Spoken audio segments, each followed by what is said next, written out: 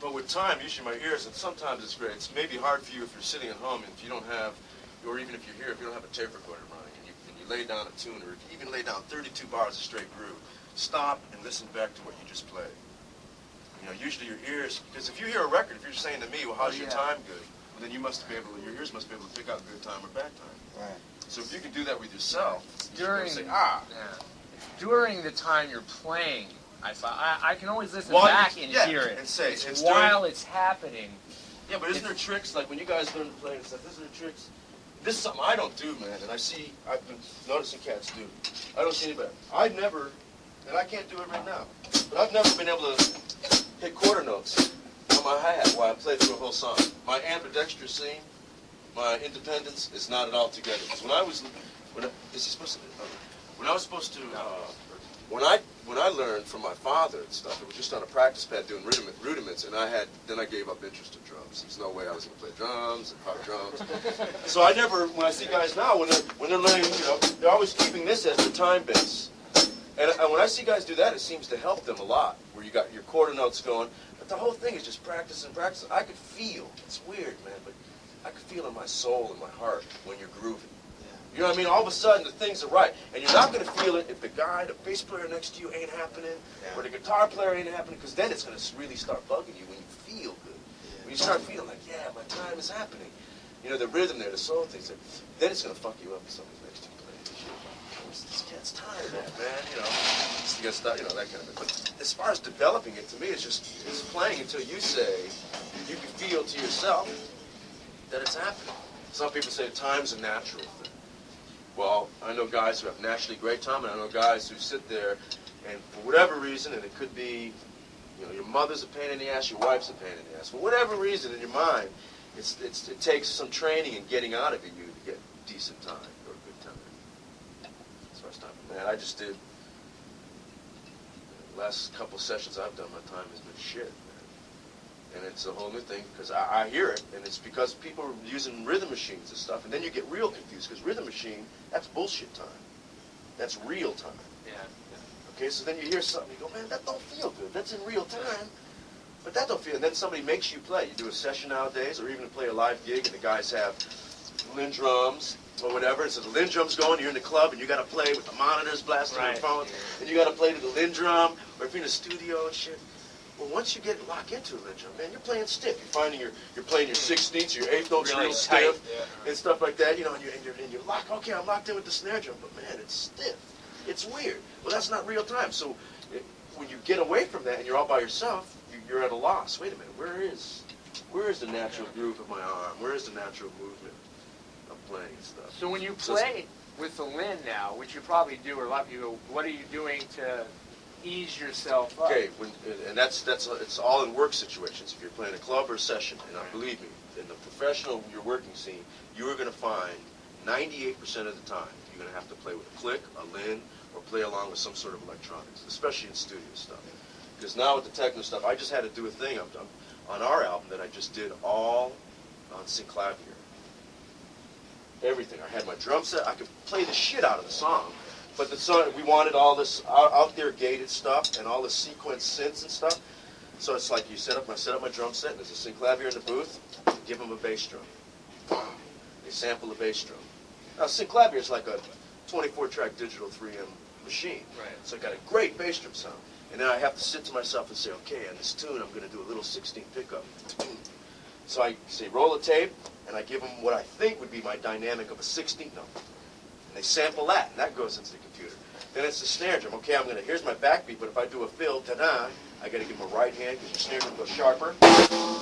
You know, if you hit with the right hand doing one of those fills and shit like that, going through all that shit, and then giving them all the closed hi-hat stuff, each note, one note at a time. So if you're doing a 2-bar loop, record that, record that, record that, record that, record this, and after doing all that, it's putting together numbers. Okay, you know when you hear Omar on Sting's record? Omar's not playing. That's synclavier. Really? That's every track on that album is synclavier. No drummer sat down and played drums on that album. No drummer sat down and played drums on Power Station's record. It's all synclavier, man. And the thing about synclavier is, unlike a Lin drum and stuff, it's real sounds, and you can move the beats where you want them. Plus, it takes about 2 days to finally put together one drum set. Did you program the sequence of the signal? Yeah. So what I did is, so on the keys of the synclavier are all my instruments. Every dynamic I thought was going to happen. So first I do a 2-bar loop, and you're hearing a click, like if you're hearing a Lin machine. I go, bam, here's the first hi-hat. Goes around. Here's my second 16 note. And you have to pick which dynamics you want and stuff until you get a loop. And then, it's okay, that feels all right. And onward and onward. Now, is that much better sounding? I mean, you think it's better than actually playing drums? Yeah. No, of course not. That's what I'm saying. I crack up, but that's what you have to do nowadays. That's what people are making you do.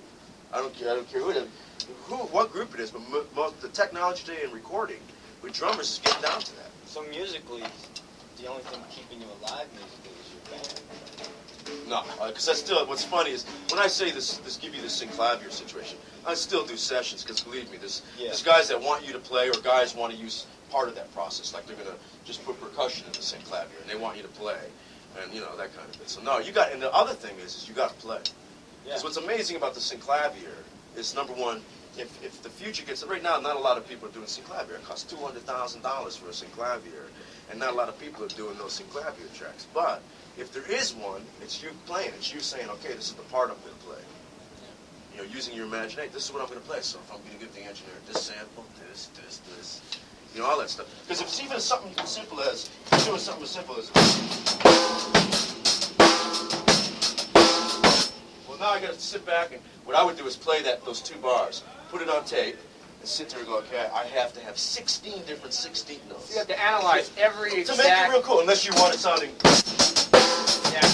No, you don't want that.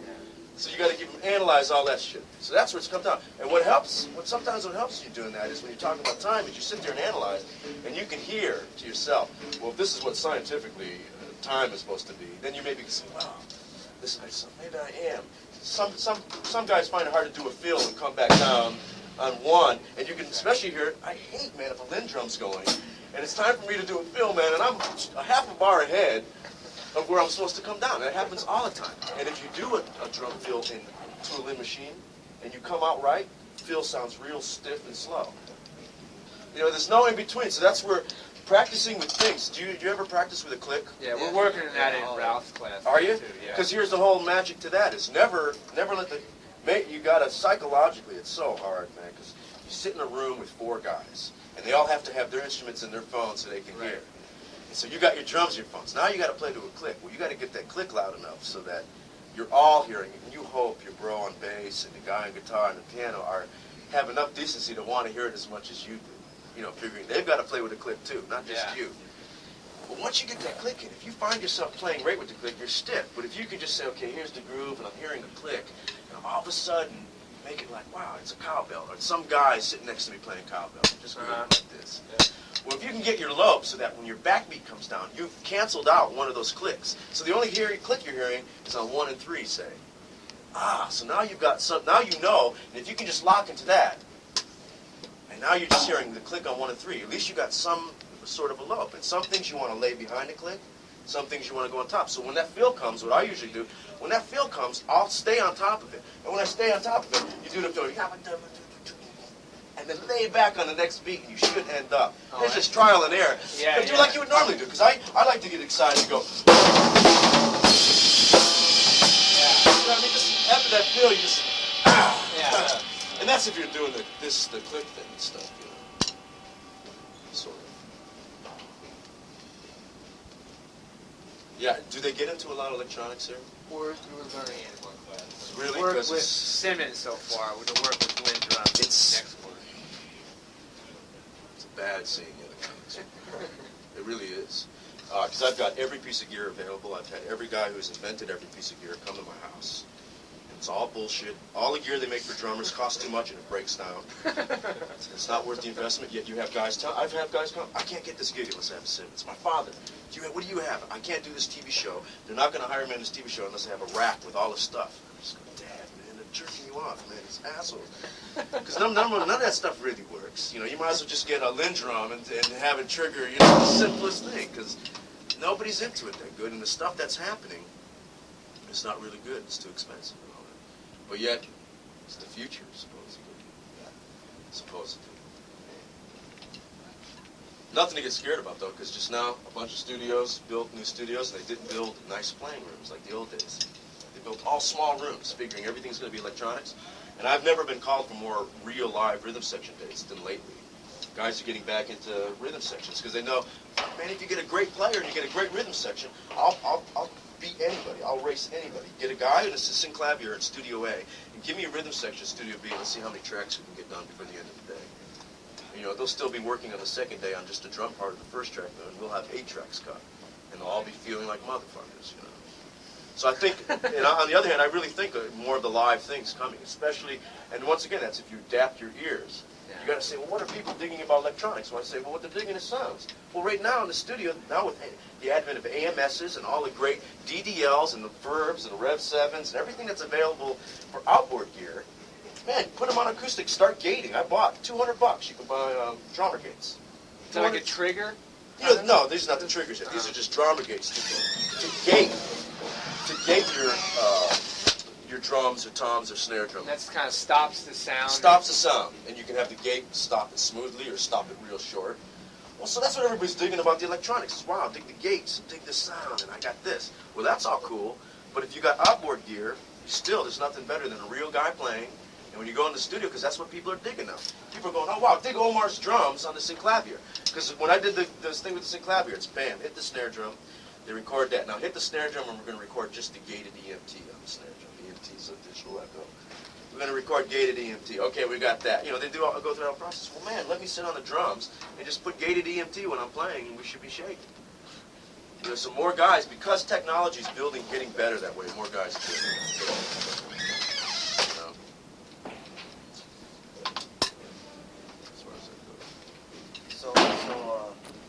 Like a lot of times we hear, I done ask a lot of people this, a lot of times we hear a lot of negative talk as far as LA is concerned, as far as working. Negative? Yeah, like when we get out of school. It's going to be a drag. Well, it's going to be a drag. I mean, it's going to be a drag whether you leave this school or if you lived here all your life and left your house or whatever you do. And I think in any town, especially with musicians and stuff, it's a night. I mean, I can't find a club where I want to go play on a weekend with my friends. I mean, there's not a lot of clubs around where you can hang out and play. You know, there's none of that happening. So the best thing you do is just prepare yourself. But I got to tell you, there's 3 students, two students that graduated last year, and 2 guys I know that graduated this year that I happen to be at Leeds rehearsing with my band, and I don't know if Talk got a gig, but Talk almost got a gig. I felt bad. Talk almost got 2 gigs. You know that Japanese kid? Yeah. Yeah, I saw him audition for Chaka. Yeah. Almost got the gig. And somebody else. And then I've seen, yeah. Yeah, and he got the Morris Day gig. And who else? Well, you know, Enzo's Russell, percussion with Right. And what's Enzo Tedesco? You know Enzo? He's doing the stuff a lot there now. At least it's, you know, at least there's some gigs and some stuff happening. So, man, I would not ever say, well, I'm giving this shit up.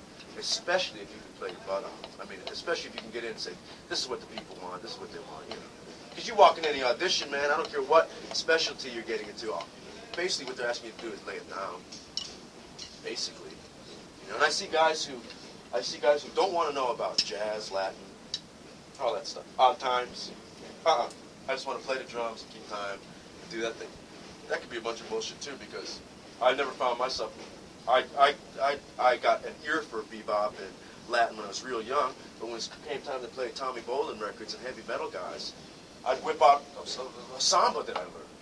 But I'm playing it real loud, man, with my snare drum tuned up real loud, and the heavy Tommy Bolin cats are just going, man, that's incredible. I ripped that off in 1966 from Brazil 66 or something, you know, but you're just playing it louder with a different attitude, you know. But all that shit, you know, they hear... All that stuff can be used. Real cool. Real cool. So what else? How much reading is involved in the stuff you do? Not much? I was just talking to the girl that was in here practicing. She asked me that too, because I saw there's a class you guys have to write out a chart. They give you a tune. Transcription? Transcription. Yeah, you write out a chart. reading. Oh man, I could read a dotted eighth note. You know. In all seriousness, I'm not like the greatest reader. I used to be better when I was high school, and I'd be sitting in a big band sight reading, kicking figures. But since high school, I haven't, anytime I do a session, in fact, I'm going to start. I didn't know what to expect today. I thought I was just coming to meet and go to the classes to see what's happening. I didn't know I was going to be starting today. Oh. But what I want to do, is bring charts and stuff to show people so people don't have this big fear. Sure, it's worth it being prepared for like intense reading, because I'm not. I mean, I in my life I've been called maybe 5 or 6 times by Zappa to do albums, and I've refused every time because I've been scared shitless. Because I've seen his charts, I've been to rehearsals, and I cannot sight read any Zappa chart. Not like Vinny or Terry Bozzio or any of these cats. Forget about it. I mean, I make a fool of myself, and I might as well not even waste Frankie's time, because I can't read like that. You know what I mean? But I can read good enough. My whole thing with reading is ears. Period. Because I don't care how many, you wouldn't believe how many times that I get a chart in front of me, and it's the first time the arranger's there, and we're doing a session, and we're running down the tune, and there's a figure coming up, and I fuck it up, right? But I don't make like I'm fucking it up, because as I'm playing, I'm listening, and cool, he's not looking at my face saying, man, that's the guy that fucked up. And so when there's a mistake, and I go back, my ears immediately tell me, this is the figure. I hear what the guy's playing. So when it comes again, my ears told me what the figure is, and nobody knows the fucking difference, man. and usually the studio, seriously, in all serious commercial studio work, nobody's expecting you to, nobody's expecting to, are you number 8? No, he's third quarter. He's first quarter. Somebody missed it, but anyways, nobody's expecting. Like these charts don't have, it's once in a while you see some heavy stuff written out that you got to play. And if you're playing with Frank or somebody, you're going to see Zappa and those guys. Or if you're doing a fusion thing in sight reading, yeah. Man, if you listen to the records on the radio and that's what you want to do, whether you be in that group that's making those hit records or you being a session musician doing that, it's time, man, with a couple hit figures. But that's about it. How many? Does everybody ever play top 40 gigs? Yeah. That's about as much reading as you need. You don't read, you usually hear it. You know those records. But everybody's using the same Charleston figure or this figure or da-da-da-ba-da or whatever, you know.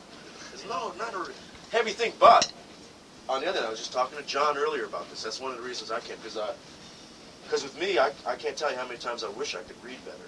Not because of what's on the chart. It's because of what's up here.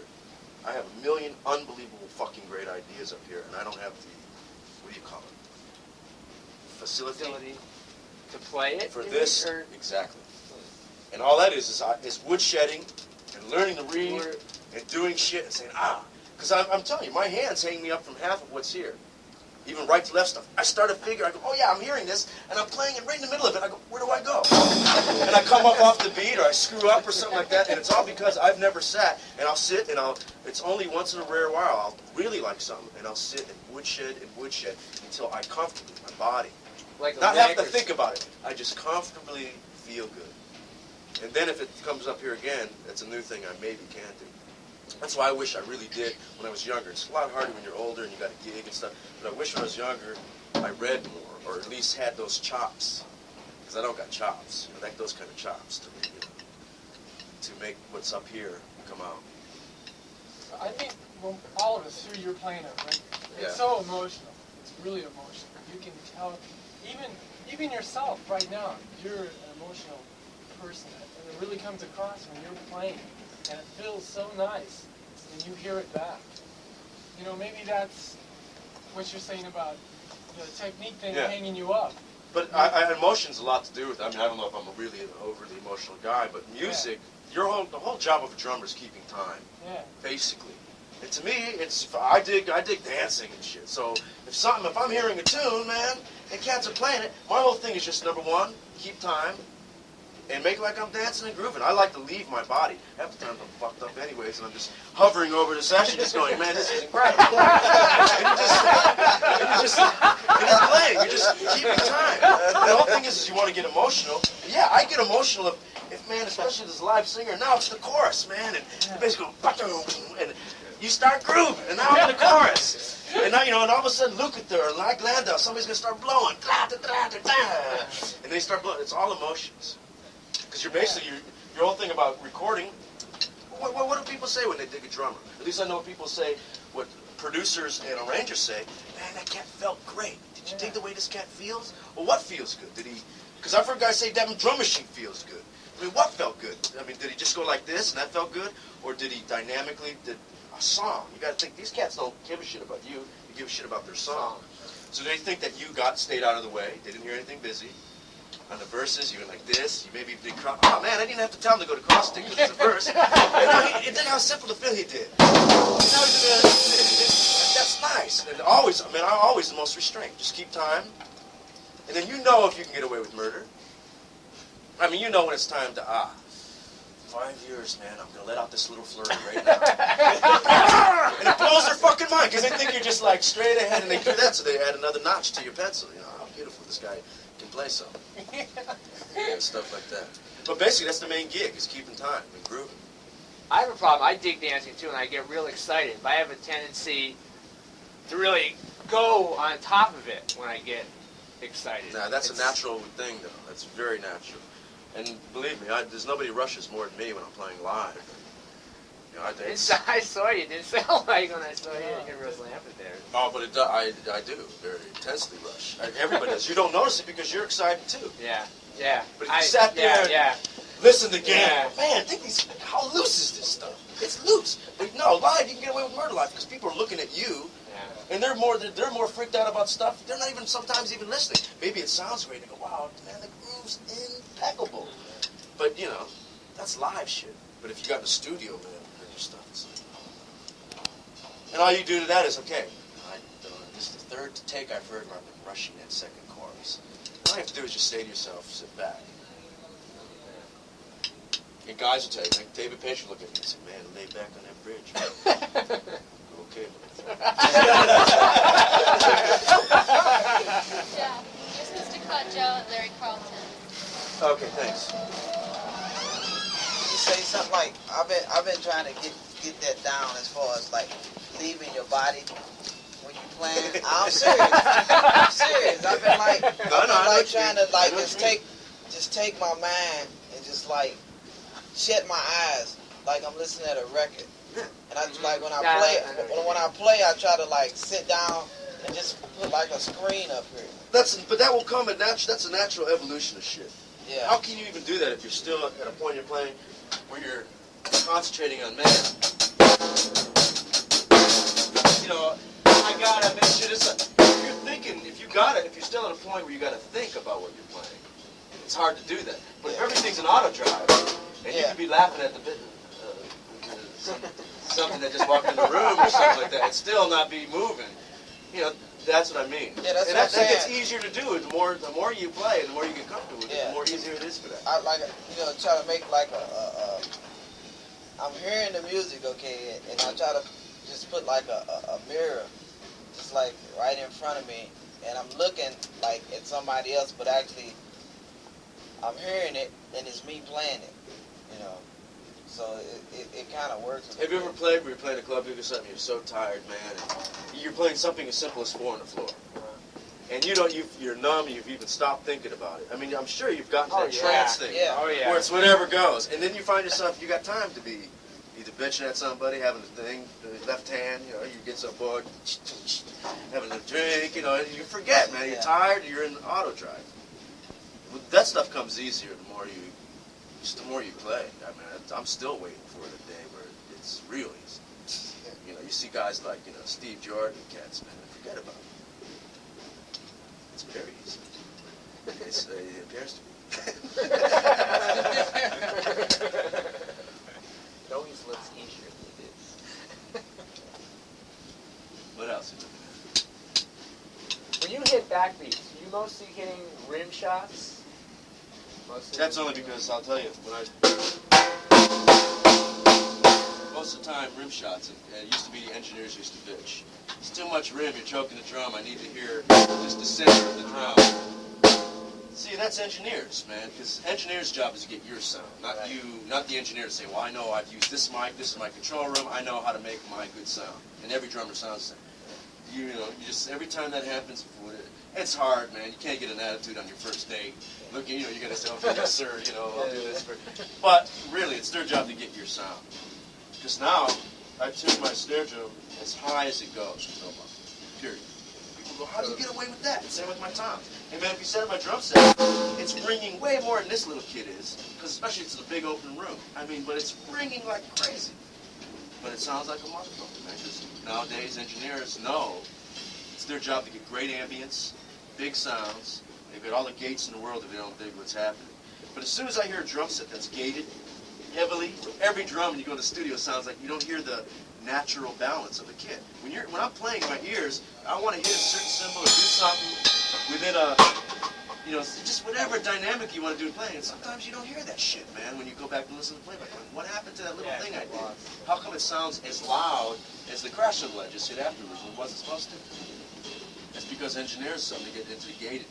So you have to get to a bit where you say, look, I would like more ambient sound, you know, maybe more overheads, more room. Because that has a lot to do with groove. That's the kind of stuff I'd love to do, because they have a little studio here, right? And I told them I want to bring some tracks over and show people, dig. Here's a tape, and here's a drum track I just did. And here's 2 stereo tracks that have the effects, the echoes and stuff on a drum. You'll listen to it and go, yeah, it's grooving. And I'll slam down the echoes. And you listen to the exact same drum track, and all of a sudden it sounds stiff and weird. You go, hey, what's that? And it just shows you the most minute little things that have to do with drum balance and mix to make something groove or not groove. Just like with Lin drum machines. If somebody wants you got a friend or you got a top 40 gig and part of your gig is they want you to program some stuff in a Lin.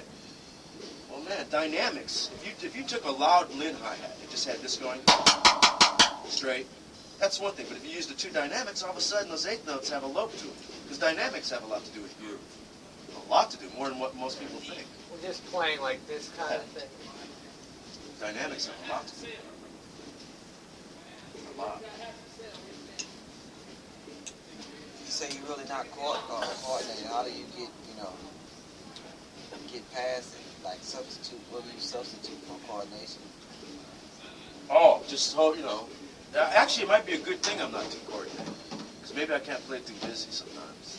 But substitute, with me, is coordination. I mean, yeah, everything I do is basically from rudiments and playing them weird. I mean, you know, I get into shit like, all that stupid stuff. I just let things happen in the most relaxed way. And I'm not planning anything at all. You know, as far as technically do, because if I do, I can't do it. I can't do it at all. Like, you know, inverted paradiddles. I didn't know what an inverted paradiddle was until 2 years ago. And what's an inverted paradiddle? Where it starts on the 2nd 16th and it's backwards. Instead of the accent. So have you ever seen this beat? It's like a samba thing. And when I first heard it, I go, man, this is impossible. But if this is an inverted paradiddle, right? And if you take the accent, I used to do this in junior high, look at rudiments from a Buddy Rich Louis Bellson book, and say, okay, I'm going to put the accents or my hand-to-hand accents, just on my toms, just for kicks, right? So if I did that with the inverted paradiddle, all right, so you got, now if you took that and said, okay, that's on the tom-toms, what if I messed around with the hi-hat and the snare drum, kept this going?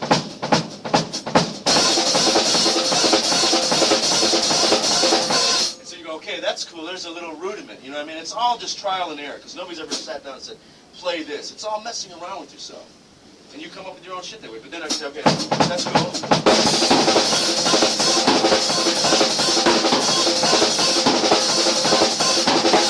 You get into little samba things or whatever, you know, from different stuff, but it's, with me, it's just whatever you have the Falcon. Facility? Faculty?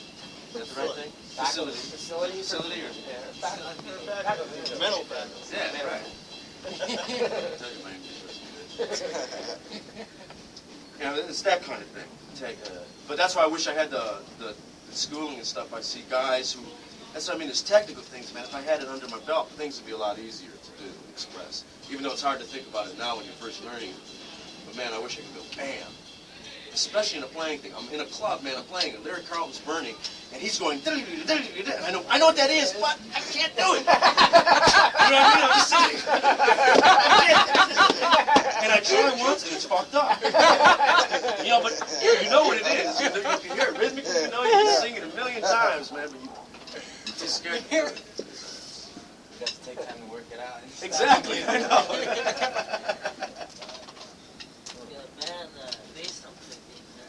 But bass drum technique? Yeah. That was from being too short on a tall drum set. in Connecticut, my dad's drum set was in the basement, and my dad sits high. And so that's playing on toes. Right. And so when I tried to do fast stuff, I learned that if I slide forward like that thing's I can't do it with this pedal, but the things go fast from sliding. But then I see guys who do the heel toe stuff that are motherfuckers. I can't do that. I gotta round. Except the only drag is the route through that. Because the only drag with this thing, pedal is when it's time to do a ballad. You'll find it's much harder to control when your heel's off your thing, you're kind of the ball.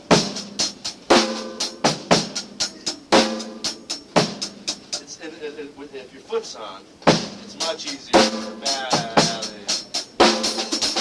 You know, that kind of. So this is cool. This pedal is bullshit. But this is cool. No, did you see that?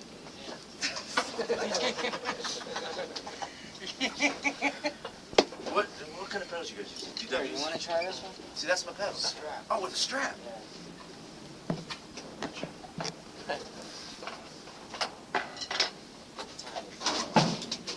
1135. Is this a Remo? Yeah. Ream it is really. Yeah, I love these. Have you guys seen the DW electronic pedal? Yeah, I just saw it at Aldridge Clinic. Have you played it? No. What is it? Yeah, I played Where it. it You haven't? I gotta go. In it's fact, I played it. did you dig it? Isn't it unbelievable? I got one in the car. You gotta dig this. What is it? It's the DW beater's is like electronic. here, and it goes down. Right. It's So there's a thing. ball here, and the beater goes down like that. So that when you press on the pedal, the beater hits here. Well, what that is? You don't need no bass drum, man. Yeah, it's electronic contact. Right. Instead of having a big Simmons or whatever bass drum, fuck that. It's just a little thing that the beater comes out and hits. That's on the pedal. And you plug in your sound source and your output. So this comes and hits the contact. And what's great about it is when you play that pedal and the beater hits down here, it's amazing. Because right now when we play, the beater goes bam, and we feel it go down this way, and we feel the shock down here. And so that's when we say, yeah, that's where it feels good. Man, you should feel it when it hits here. You really know that it feels right, or you're right on the beat, because you're feeling the impact right at the ball of your foot. I'll go get it. It's incredible, man. But there's no way you possibly can make it acoustic. Right on.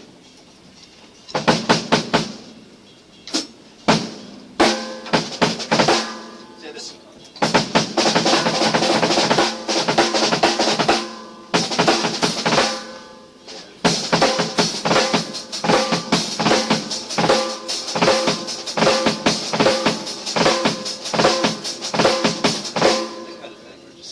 And you'll find if your foot slides like that, I'm not going to my mind going, give me 3 bass drum beats.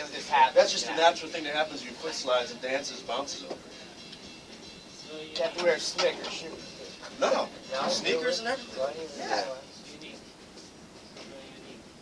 Oh, you've never seen that before? Because if you're playing fast, guys, you can get into this bit. If you're going back, just going like this. It depends, it's funny what the body can do if you're not thinking about it, and you're letting your muscles and stuff do shit. Because your body's more rhythmical than anything, more rhythmical than this. It's just like, you see guys doing hard labor work, man. Once you're into a groove, no, seriously. Once you're into a groove, whether it's sports, anything, man. Cats aren't going, this ain't grooving with how you hit a ball, man, how you swing your bat. It's that soul thing that,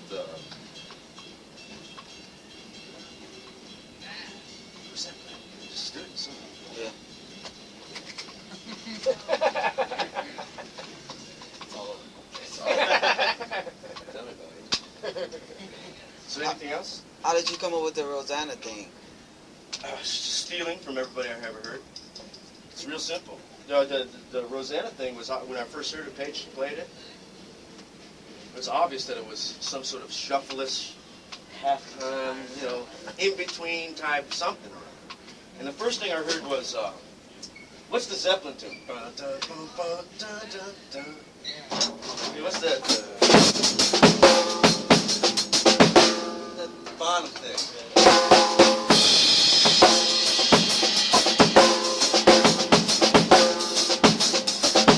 So I took the bottom thing thing, and then I took Bernard Purdy's The levee Moment breaks? Last. Huh? The levee breaks? Is that what it is? The No. thing that goes into the Latin thing at the end. Fool in the rain. Yes, in the Rain or Fool in the Rain. Yeah. That tune. You grab that album you grab that tune, and then you listen to Bernard Purdy at Home at Last, which is much more solid, steely thing, Right. and that's just. So I took those and then took a Bo Diddley thing because Page's left hand was just going.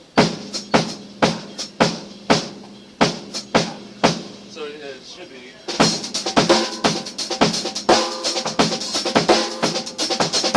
Then notice, without doing anything with my left foot, dig. If you're just doing a simple shuffle thing here, right?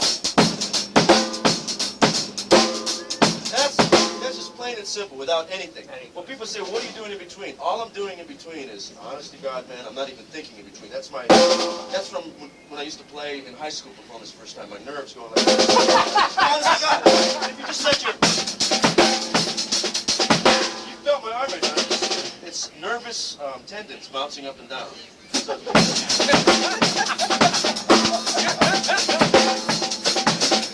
you had this, if you had core enough, you get all this nice in between shit. That kind of thing. Seriously, I'll tell you, the best records to steal from.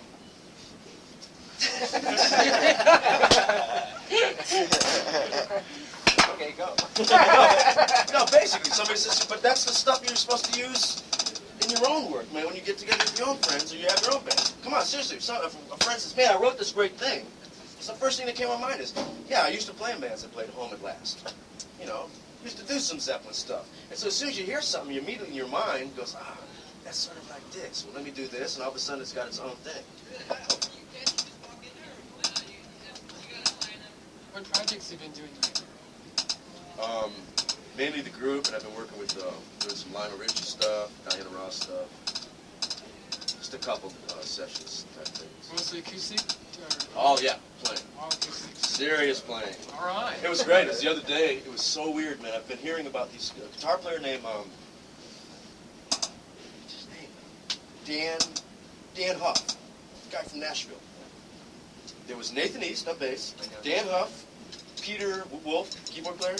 Used to be with UK, not UK. Yeah, Zappa and stuff. You know. So here's all these guys, and it was Lenny Castro on percussion. I get there, and I've been dying to meet this kid, Dan Huff.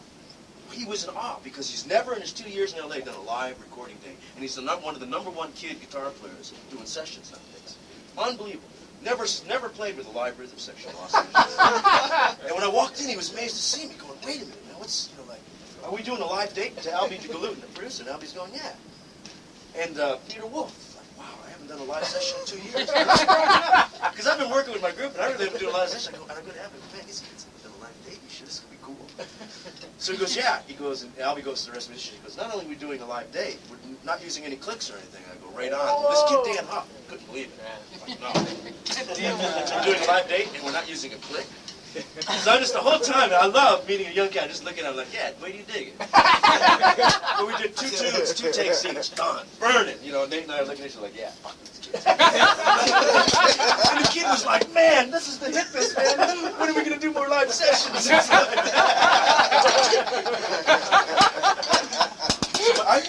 live dates are going to come more and are coming What back. was this for? What project? It's Diana Ross. Oh, Diana Ross. Yeah, so it's just purely a funk thing.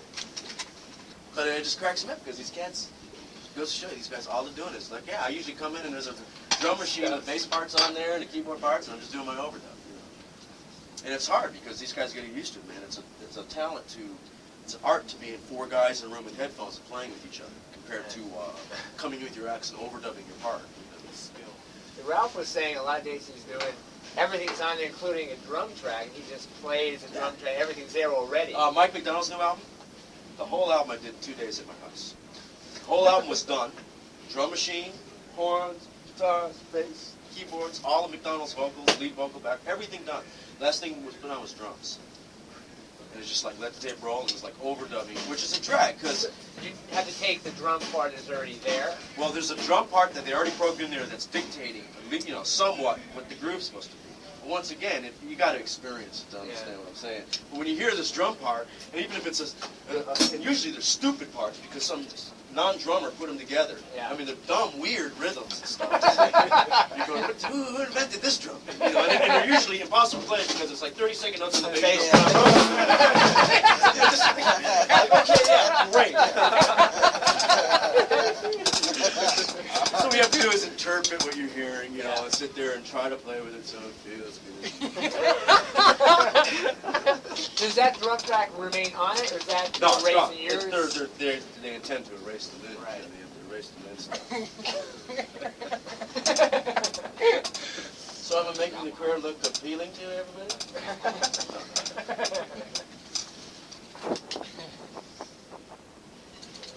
So what else is happening? If you play along the trick, the click track, are the producers asking you to play right on and behind? Yeah, and that depends. Sometimes producers, I want you, and it's their job because it's so hard to say, "No, you're playing behind the click, you're playing ahead of the click."